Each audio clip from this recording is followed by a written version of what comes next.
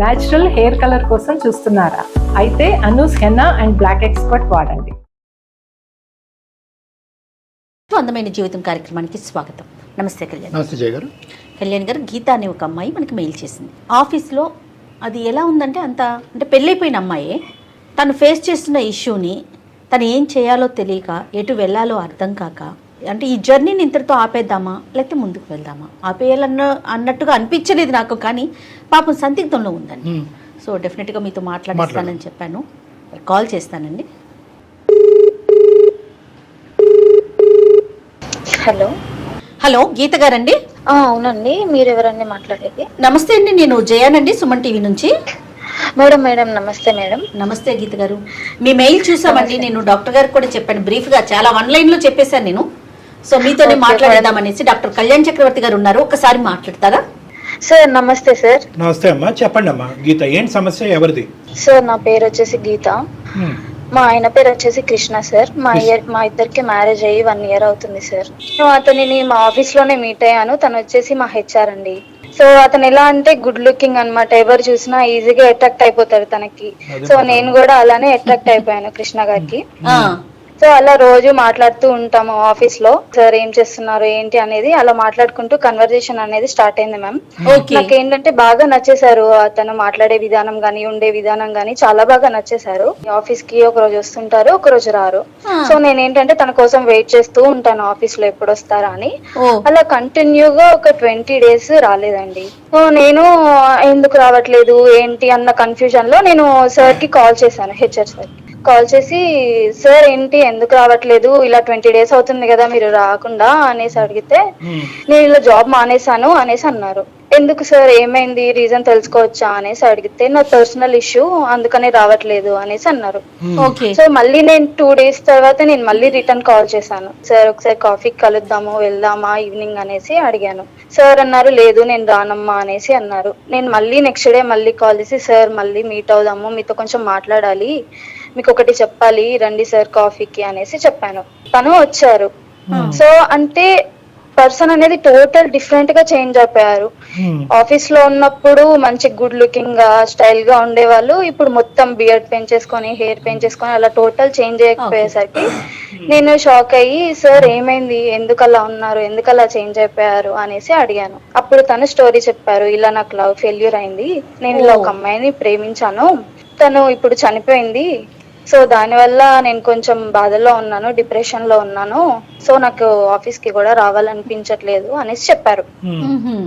So తను depression లో ఉన్నారు కదా, మన సైడ్ నుంచి హెల్ప్ చేద్దాం అనేసి నేను రోజు కాల్స్ చేయడము, మెసేజ్ చేయడము, సో ఇలాంటివి చేస్తూ నేను తనకి కనెక్ట్ అయిపోయాను, తను నాకు కనెక్ట్ అయిపోయారు.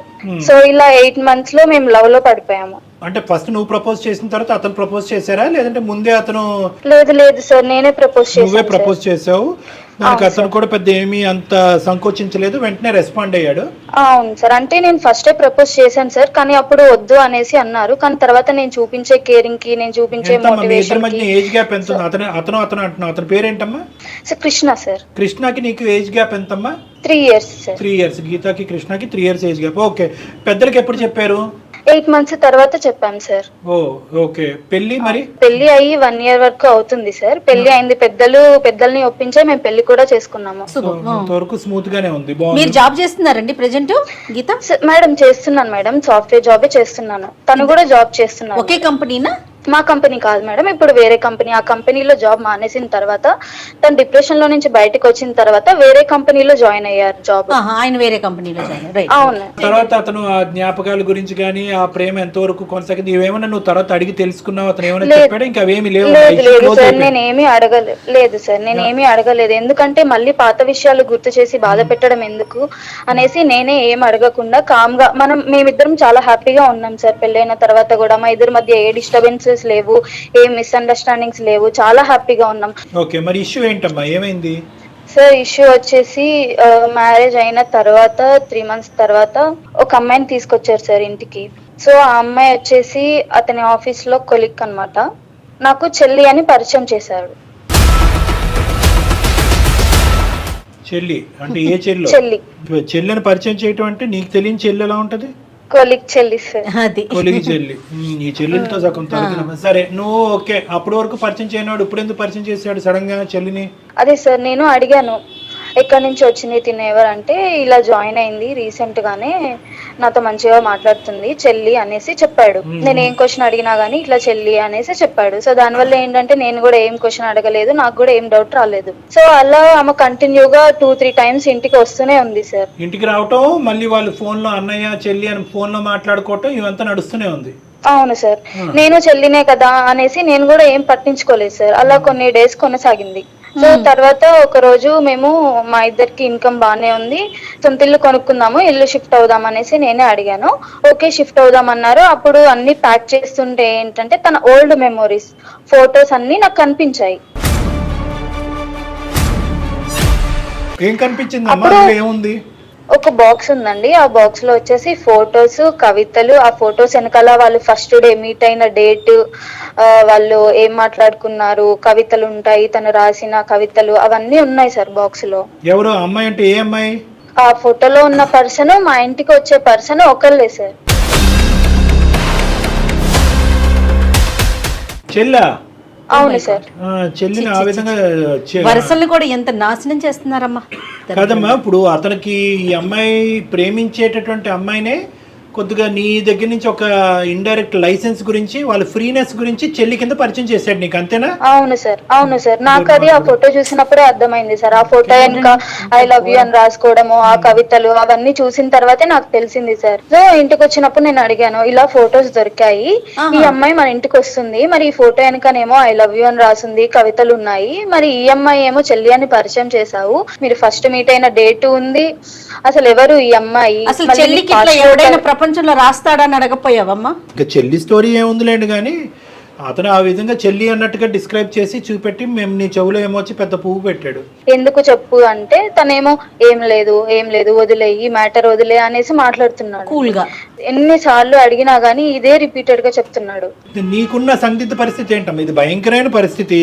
ఎందుకంటే నువ్వు చక్కగా ఆ అబ్బాయిని మోటివేట్ చేసి చచ్చిపోవలసినటువంటి మనిషికి ఇంకో జీవితాన్ని ఇచ్చి ప్రేమించినటువంటి అమ్మాయి స్థానాన్ని నువ్వు తీసుకుని ఆ విధంగా ముందుకు వచ్చినటువంటి అమ్మాయిని అసలు నువ్వు నీ పాదావందనం చేసి పూలతో పూజించాలి నిన్ను. అలాంటి నీకు వెన్నుపోటు పొడిచి చెల్లి అని పరిచయం చేస్తూ వేరే చెల్లిని తీసుకురావటం అనేది ఎంతవరకు సబబు? అంత దుర్మార్గత్వం ఎలా వచ్చింది? నీ క్వశ్చన్ ఏంటి? అదే సార్, నాకు అసలు ఏం అర్థం కావట్లేదు సార్. అసలు ఆ అమ్మాయి ఎవరు? పాస్ట్ లో చనిపోయిన అమ్మాయి అన్నాడు, తను ఎవరు? నేను ఇంకా పాస్ట్ విషయాలు ఏం అడగలేదు కదా సార్. చనిపోయిన అమ్మాయి ఎలా బతుకొస్తుందిలే అమ్మా, తీసి పక్కన పెడదాంలే. కానీ ఆ అమ్మాయి చనిపోయింది, ఆ అమ్మాయి క్లోజ్ అయిపోయింది, దాని గురించి అతను మరి ఈ అమ్మాయి చెల్లి అని పరిచయం చేసి మరి ఈ అమ్మాయికి ఐ లవ్ యూ అని చెప్తున్నాను. నాకు ఇప్పుడు చచ్చిపోవాలా బతకాలా అనేది నాకు ఏం అర్థం కావట్లేదు. ఇప్పుడు ఎలాగైతే కనుక ఆ అమ్మాయి చనిపోయిన తర్వాత నువ్వు ఎలాగైతే ముందుకొచ్చి మోటివేట్ చేసి కౌన్సిలింగ్ చేసావో, ఇంటి దగ్గర వేరే అమ్మాయి కౌన్సిలింగ్ చేసినట్టుంది. ఆ అమ్మాయి ఈ అమ్మాయి. సో నిన్ను ఇక్కడ నడిపించాడు, ఆ అమ్మాయిని ఆ విధంగా నడిపించాడు. ఇంకెంతమంది నడిపిస్తున్నాడు? నీకు ఒక 10 మార్కులు ఎక్కువ వేసాడు కాబట్టి నేను పెళ్లి చేసుకున్నాడు. మరి పెళ్లి చేసుకున్న తర్వాత ఈ అమ్మాయిని ఇంటికి తీసుకురాకపోతే బాగుండదు కదా, ఈ రోజు కాకపోయినా రేపైనా చెల్లి అని తీసుకొచ్చాడు. నువ్వు ఇంత నాకు అన్నిటికంటే ఆశ్చర్యం కలిగించేది ఏంటంటే, నువ్వు ఇలాగా ఈ గుట్టు రట్టయిన తర్వాత ఇవన్నీ చూపెట్టిన తర్వాత కూడా అతను సాఫీగా సాఫ్ట్ గా ఏమీ లేదు అంటున్నాడు. అంటే ఇలాంటి అంశాల్లో ఎంత నిష్ణాతుడో ఇతను, ఎంత ఆరితేరున్నాడు. అది నాకు చాలా నమ్మాను సార్ అతనిని, నేను చాలా నమ్మాను అతనిని. అదే కదమ్మా జరిగేది. ఇబ్బంది అక్కడే మొదలవుతుంది, నమ్మకాలతోనే మొదలవుతుంది. నమ్మకాలు స్మార్ట్ అండి. ఆఫీస్కి 2 రోజులు రాకపోతే నేను తట్టుకోలేకపోయానండి, ఆఫీస్ వాళ్ళు కూడా పట్టించుకోకపోయినా నేనే ఫోన్ చేసి అటెండెన్స్ వేయించేవాడిని అండి. ఎందుకమ్మా ఈ గోలంతా? వీటిల్లో ఉంటారు కానీ వాళ్ళు అసలు ఎలాంటి వాళ్ళు ఏంటి ఎంక్వైరీలు చేయటంలో మాత్రం ఉండరమ్మా. నిన్నేదో ఇబ్బంది పెట్టడం అని కాదు, కానీ జనరల్ గా ఇవే చూస్తా ఉన్నాం. సరే ఇప్పుడు ఏం చేద్దాం చెప్పండి? నేను ఎన్నిసార్లు అడిగినా చెప్పట్లేదు మేడం, అందుకనే మీ సైడ్ నుంచి ఏమన్నా అడిగించాలని చెప్తాడేమో అనేసి. నాకు ఇప్పుడు ఆఫీస్ కి వెళ్ళాలన్నా వెళ్ళబుద్ధి కావట్లేదు, పని మీద కాన్సన్ట్రేట్ చేయలేకపోతున్నాను. నా లైఫ్ ఏంటో నాకు అర్థం కావట్లేదు మేడం, అసలు చచ్చిపోవాలనిపిస్తుంది నాకు. వెళ్తున్నాడు సార్, అతను మాత్రం బిజీగానే ఉన్నాడు, నిన్ను మాత్రం ఇరుకునేసాడు. అక్కడేమో వచ్చి చెల్లి అని చెప్పుకుంటూ ఆ అమ్మాయితో సరసాలు కంటిన్యూ చేస్తున్నాడు. ప్లీజ్ సార్ హెల్ప్ చేయండి సార్. బయటకు వచ్చేసేమో సింపుల్ గా. ఏమి ఇలాంటి మోసగాడితో ఏముంటావు? కౌన్సిలింగ్ చేసినంతకాలం చేసావు, ఒక ఇంటోడిని చేసావు, చాలు. వాడు చేసిన లేదు సార్, సాక్రిఫైసెస్ నిజం దుర్మార్గుడు. తెలుసుకోవాలి సార్, నిజం తెలుసుకోవాలి. అసలు ఏం జరిగింది ఏంటి నాకు అన్ని విషయాలు చెప్తాడు. ఈ విషయం అనేది ఎందుకు దాచిపెట్టాడు? ఏమో అసలు ఒక ఎవరు నిజం ఏంటో తెలుస్తుందో నాకు చాలా నిజాలు తెలుస్తాయి. మాకు అది టెన్షన్ గా ఉంది. అదే ఇప్పుడు నువ్వు చెప్పినట్టుగా ఇప్పుడు నువ్వు నీకు విన్నావు కాబట్టి, ఈ ఫోటోలు కనిపించినాయి కాబట్టి మా వరకు అయితే ఫోన్ చేసావు. ఒకటి వచ్చింది. ఫోటోలు కనిపించకుండా ఈ డైరీలు కనిపించకపోతే ఎంతకాలం నడిచేదో ఈ కథ. అవునా సార్, దాని గురించి ప్లీజ్ సార్ మాట్లాడి ఏదో ఒకటి నువ్వు చెప్పండి. మళ్ళీ ఇల్లు మారితే ఇంకొన్ని కనిపిస్తాయి నీకు. నీతో ఫెయిర్ గా ఉన్నాడు అనుకుంటున్నావమ్మా గీత, కానీ తను అసలు ఎన్ని దాచాడో, తనకి కావాల్సినయే చెప్తున్నాడు, వద్దు సీక్రెట్ గా ఉంచాలనుకునే తను క్లోజ్ చేసేస్తున్నాడు వాటిని. నేను అంతే అనేది కదా. ఏంటంటే అతనితో మాట్లాడక ముందే ఈ ఇష్యూని రిజాల్వ్ చేసుకోమని ఎందుకు అన్నాను అంటే కనుక, కేవలం ప్రేమించి పెళ్లి చేసుకుంటే అది వేరే విషయం అమ్మా. నువ్వు ఒక టీచర్ స్థాయిలో, ఒక తల్లి స్థాయిలో, ఒక డాక్టర్ స్థాయిలో అక్కడ నిలబడి చచ్చిపోయేటటువంటి మనిషి, చచ్చిపోవాల్సినటువంటి మనిషిని ఈ రోజు డిప్రెషన్ లోంచి బయటకు లాగి ఒక కొత్త జీవితాన్ని ఇచ్చేవు. అసలు నీకెంత రుణపడి ఉండాలి అతను. అలాంటి వాడు ఇలాంటి వెన్నుపోటు పొడిచేటటువంటి వాడికి ఇంకో అవకాశం ఇచ్చి నిజాలు తెలుసుకోవాలని ప్రయత్నం చేస్తావా? మీలాంటి పిచ్చమ్మాయిలు ఉండటం వల్లే లోకం ఇలా ఉంది. సరే ఒకసారి అయితే ఏమో మా అందరికీ తెలియని మంచితనం నువ్వు చూసావు కాబట్టి నువ్వు ఇంకో అవకాశం ఇవ్వాలి అని అనుకుంటున్నావు. ఆ మహానుభావుడు ఏంటి, ఆ మహనీయత ఏంటి అన్నది మేము కూడా చూస్తాం. ఒకసారి ఫోన్ కలపమ్మా. మీరు మాట్లాడుతున్న వ్యక్తి మీ కాల్ ను హోల్డ్ లో ఉంచారు, దయచేసి లైన్ లో వేచి ఉండండి. హలో కిట్టు, ఎక్కడున్నావు? నేను బయటకు వచ్చిన కన్నా. మళ్ళీ ఆ అమ్మాయితోనే వెళ్ళావా? ఏ అమ్మాయి? నాకెవరున్నారు, నువ్వు తప్ప. ఏ అమ్మాయి ఏంటి, మన ఇంటికి వస్తుంది కదా, ఇప్పటికి 3-4 సార్లు వచ్చింది. ఆ ఫోటోలు చూపించాను. ఆ అమ్మాయి ఎవరో చెప్పట్లేదు కదా, ఎన్నిసార్లు అడిగినా. ఏం జరుగుతుంది కిట్టు, చెప్పు కిట్టు. నేను ఇంత లవ్ చేసి పెళ్లి చేసుకున్నాం కదా, మనం బానే ఉన్నాం కదా, ఏమైంది ఇప్పుడు? ఎందుకు ఇంకొక అమ్మాయితో? అవునమ్మా, చెల్లితో ఇప్పుడు ఏం సంబంధం అమ్మ మనతో? మనం బాగుంటున్నాం కదా, అసలు ఆమె మ్యాటర్ ఎందుకు వచ్చింది మనకి? మరి ఏం సంబంధం లేనప్పుడు అక్కడ ఐ లవ్ యూ కవితలు ఎందుకు రాసావు కిట్టు?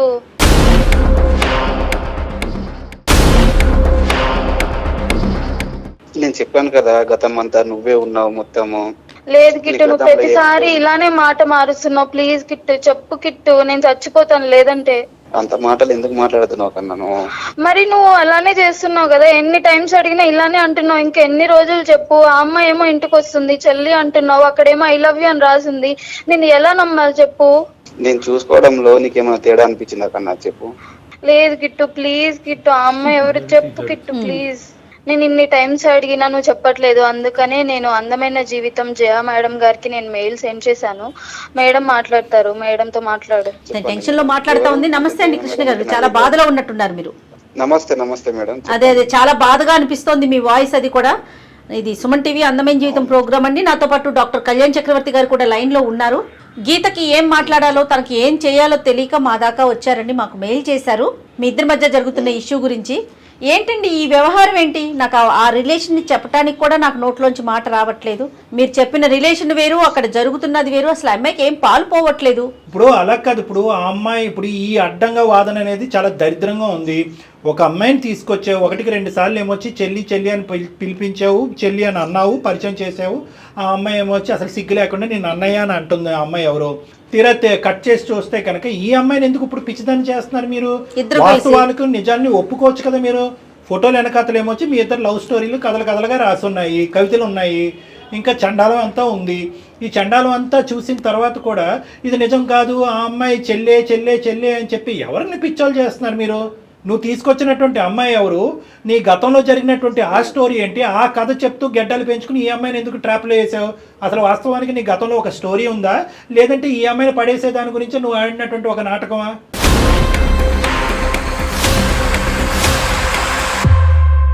ఫస్ట్ నేను అమ్మాయి రమ్య అనే అమ్మాయి లవ్ చేసుకున్నాం సార్. రమ్య ఎవరు? ఆ చనిపోయిన అమ్మాయి.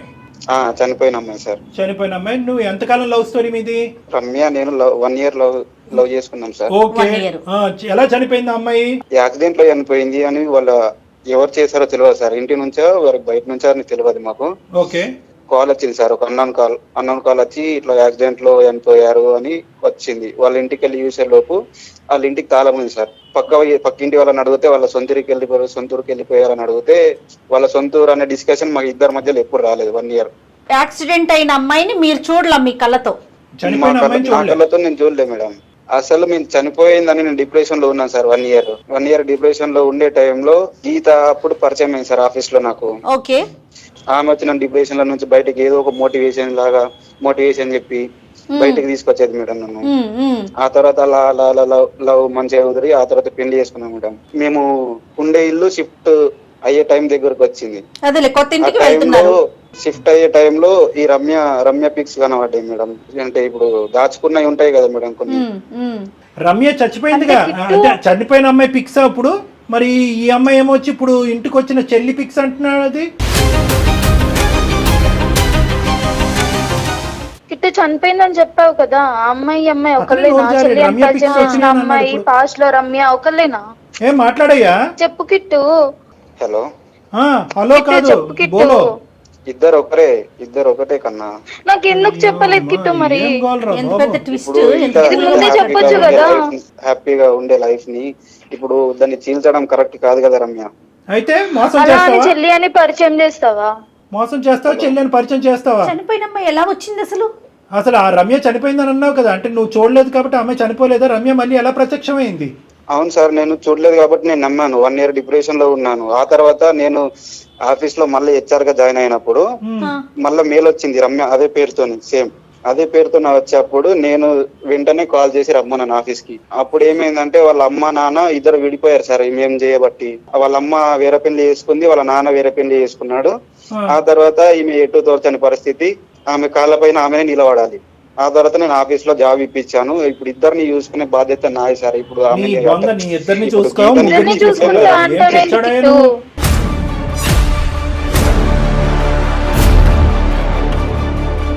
ఎక్కడ తీసుకోవాలి? అలా కాదు, నువ్వు ఇద్దరిని చూసుకుంటావు, నలుగురిని చూసుకుంటావు అనేది తర్వాత మాట్లాడదాం. ఇక్కడ పాయింట్ ఏంటంటే కనుక రమ్య చనిపోయింది అనుకున్నటువంటి రమ్య వెంటనే మళ్ళీ నీ లైఫ్ లోకి ఎందుకు రాలేదు? ఇప్పుడు మధ్యలో గ్యాప్ ఎందుకు ఇచ్చింది? ఆ గ్యాప్ లో ఆవిడ ఏమైనా బిజీగా ఉందా?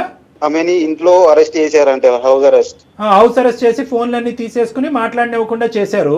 అవును. మళ్ళీ వాళ్ళ అమ్మ నాన్నకి ఏం ప్రాబ్లం వచ్చింది? వాళ్ళిద్దరు వేరే వేరే పెళ్లిళ్ళు చేసుకున్నారు అసహ్యంగాని.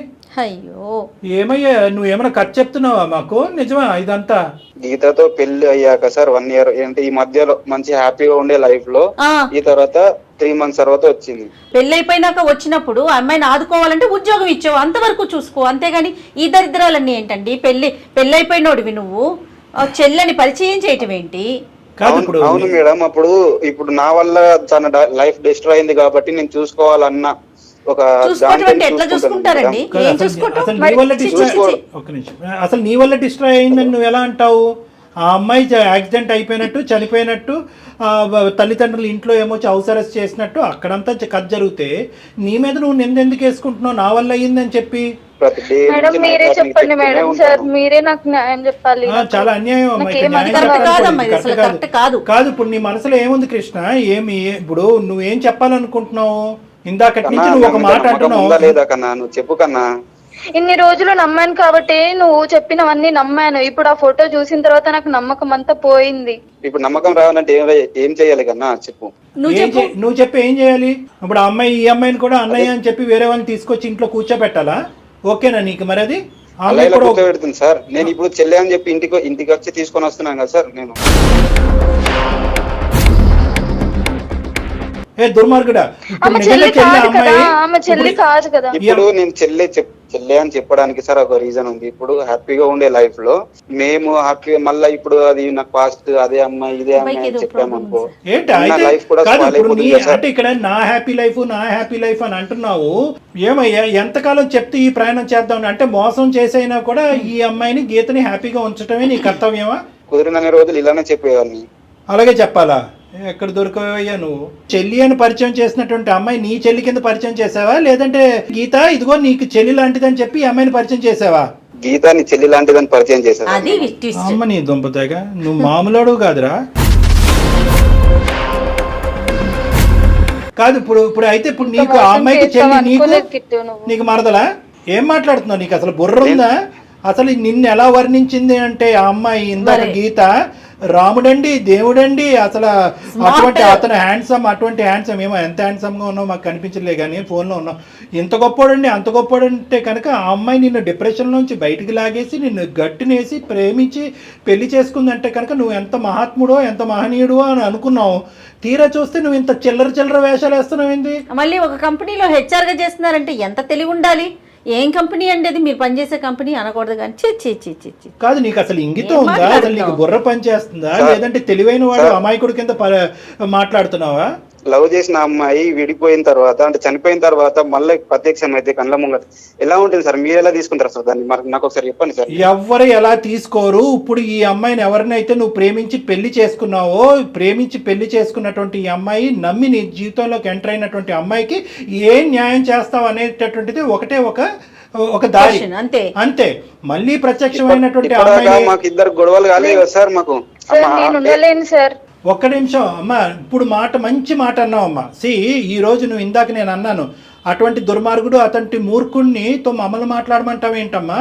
నీకే వెన్నుపోటు పొడిచేటటువంటి వాడితో మాట్లాడతావేమో అంటే కనుక అట్లీస్ట్ ఇతనితో మాట్లాడితే కనుక ఇతని మాట తీరులో సార్ నేను పొరపాటు చేశాను, ఇటువైపు ఉన్న భార్యకి అటువైపు ప్రేమించినటువంటి అమ్మాయికి సమన్యాయం చేయాలనేటటువంటి ఉద్దేశంతో ఆ అమ్మాయికి ఒక జీవితం అందించాలనే ఉద్దేశంతో నేను ఒక తప్పు చేశాను, నన్ను క్షమించండి, నా చేయరానటువంటి అన్యాయం నా భార్యకి చేసాము అనేటటువంటి పశ్చాత్తాపం అతని మాటలోంచి కనిపిస్తుంది వినిపిస్తుందేమో అని అనుకున్నా.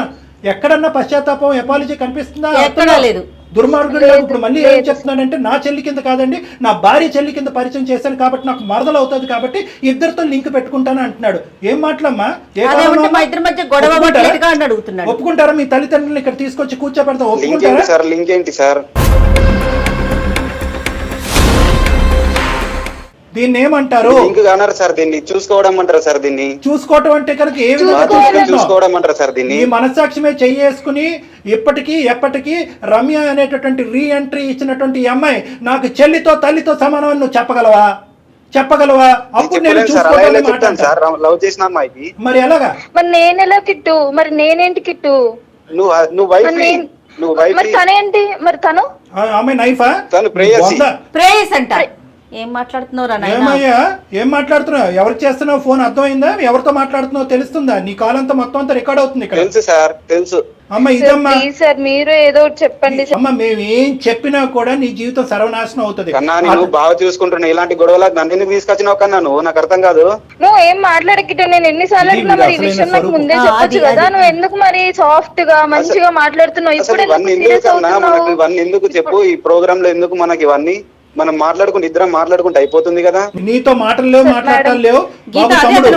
ఇప్పుడు అసలైనటువంటి స్వరూపం ఇప్పుడు వచ్చింది. ఇప్పుడు వరకు ఇతన్ని ఇలా నిలదీసి ఇలా ఎండగట్టేటటువంటి వాళ్ళు ఎవరు లేకపోయేటప్పటికి అసలైనటువంటి స్వరూపం బయటకు వస్తుంది.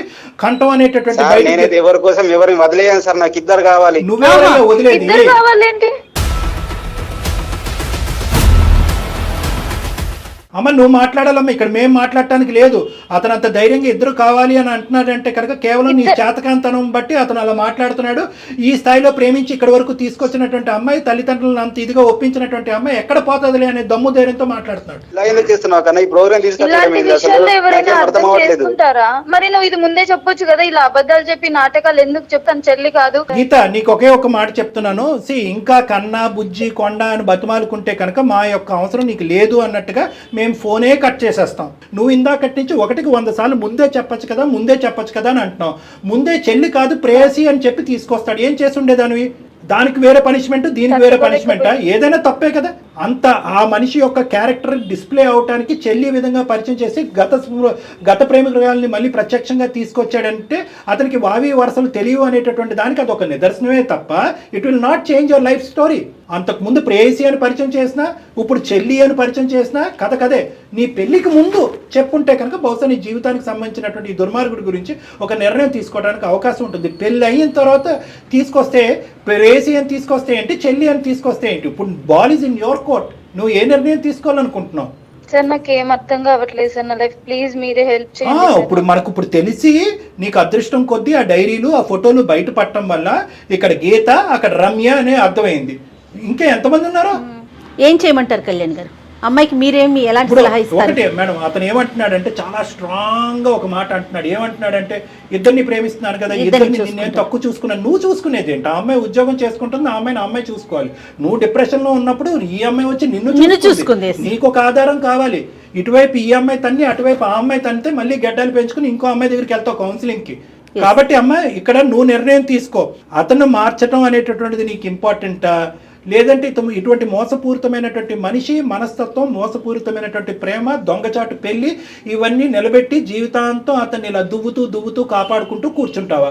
అంటే అతను చేసేటటువంటి తప్పుని ఇన్ని దిక్కులను సమర్థించుకునేటటువంటి వాడిని ఏ దారిలో కౌన్సిలింగ్ చేసి నేను మార్చి నీ ఎదుర్కొంటే నిలబెట్టమంటావు? ఇలా ఉంటాడని నేను ఎక్స్పెక్ట్ కూడా చేయలేదు సార్ అసలు.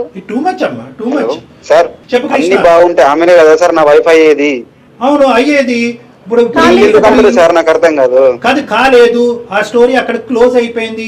ఈ అమ్మాయిని పెద్దల సమక్షంలో ఇరువైపులు పెద్దల నుంచి ఎంతో గౌరవప్రదంగా పెళ్లి చేసుకున్నారు. పెళ్లి చేసుకున్నప్పుడు ఈ అమ్మాయి వైఫ్ అయింది. ఇప్పుడు ఆ అమ్మాయి ఏమవుతుంది? నేను నిన్నే అడుగుతున్నాను, ఆ అమ్మాయి ఏమవుతుంది? అప్పుడు ఆ అమ్మాయి శారీరకంగా అప్పుడు చనిపోయినటువంటి అమ్మాయి ఈ రోజు మళ్ళీ పుట్టుకొచ్చింది అనుకుంటే కనుక ఇప్పటికీ కూడా అమ్మాయి చచ్చిపోయినట్టుగానే భావించి ఇంకా అది అక్కడతో తెగదెంపులు చేసుకుని ఈ అమ్మాయితో ప్రయాణం కొనసాగించాలి.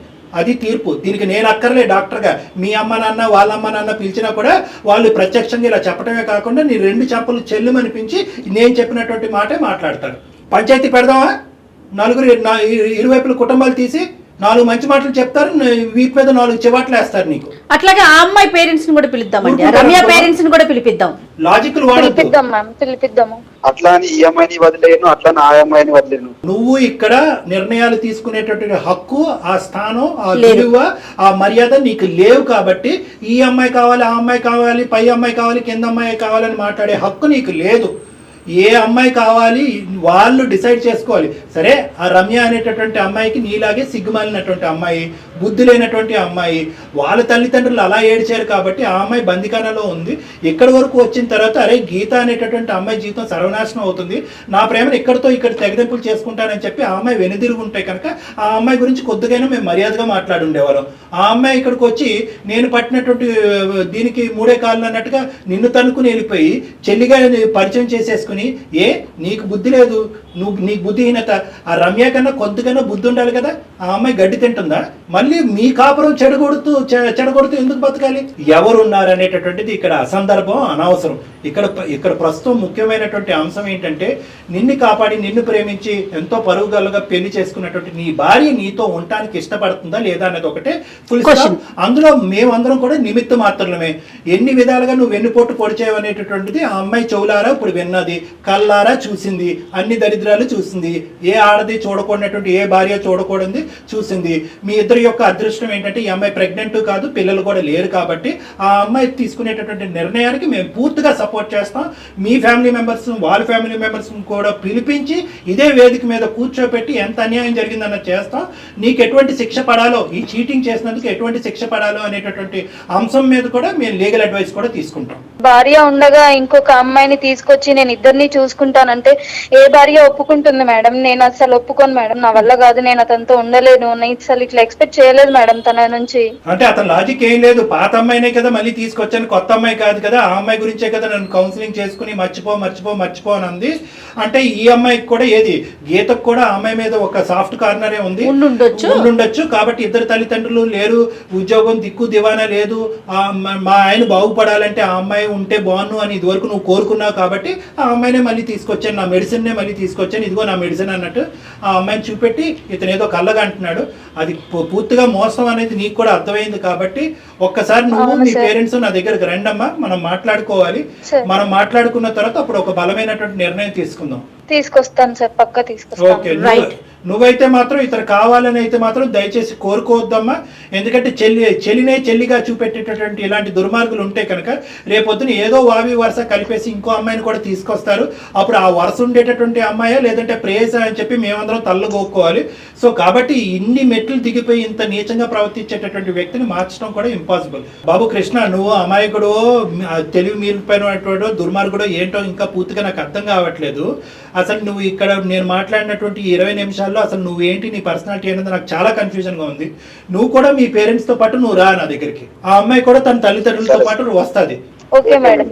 రైట్. అతను ఏదో మెంటల్గా డిప్రెషన్లో ఉన్నట్టు లేదు అనిపిస్తుంది. Madam, logic simple logic madam. ఇంతకు ముందు ఒక అమ్మాయి అతని జీవితంలో ఉంది, ఆ అమ్మాయి చనిపోయింది. ఆ అమ్మాయి అంటే ఇతనికి ఎంత అమితమైనటువంటి ప్రేమ ఉంది అనేది ఇక్కడ కూర్చున్న వాళ్ళలో అందరికంటే గీతకే బాగా తెలుసు. సో గీత ఇతను ఓదారుస్తూ కౌన్సిలింగ్ చేస్తూ బయటకు తీసుకొచ్చింది. అవును.